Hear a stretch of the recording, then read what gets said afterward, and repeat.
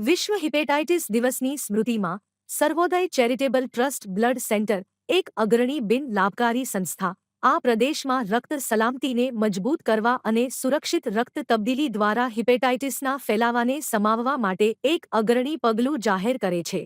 આ તરફ બ્લડ બેંકે તમામ રક્તદાન માટે અદ્યતન ન્યુક્લિક એસિડ ટેસ્ટિંગ NAT સંકલિત કર્યું છે, જે બધા માટે સુરક્ષિત રક્તની પહોંચ સુનિશ્ચિત કરે છે। ભારતમાં વાયરલ હેપેટાઇટિસને જાહેર આરોગ્યની ચિંતા તરીકે વધુને વધુ ઓળખવામાં આવી રહી છે।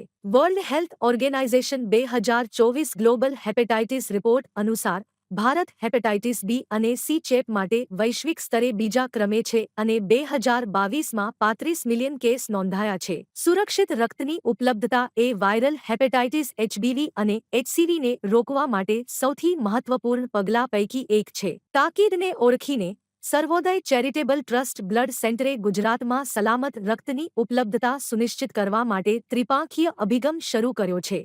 સર્વોદય ચેરિટેબલ ટ્રસ્ટ બ્લડ સેન્ટર આજના હિપેટાઇટિસ ડે નિમિત્તે ખાસ એક અવેરનેસ ક્રિએટ કરવાનો અમારો પ્રયત્ન છે કે પેશન્ટની સેફટી માટે સૌથી સેફ બ્લડ બધા પેશન્ટને મળી રહે અને જે HIV, hepatitis B, hepatitis C ત્રણેય વાયરસના ટેસ્ટ નેટ ટેસ્ટિંગ એટલે કે ન્યુક્લિક એસિડ ટેસ્ટિંગની મેથડથી કરવામાં આવે તો આપણે 99.9% જેટલું આપણે સેફ બ્લડ દરેક પેશન્ટને આપી શકીએ અને જે વિન્ડો પીરિયડ આપણે ઘટાડી શકીએ। અહીંયા આગળ આપણે ડાયરેક્ટ DNA અને RNA જે વાયરસના છે એ જ ડિટેક્ટ કરીએ છીએ, જેથી કરીને પ્રી સીરો કન્વર્ઝન પીરિયડ છે એ આપણે ઘટાડી શકીએ છીએ અને એ સેફ બ્લડ આપણે દરેક પેશન્ટને આપી શકીએ।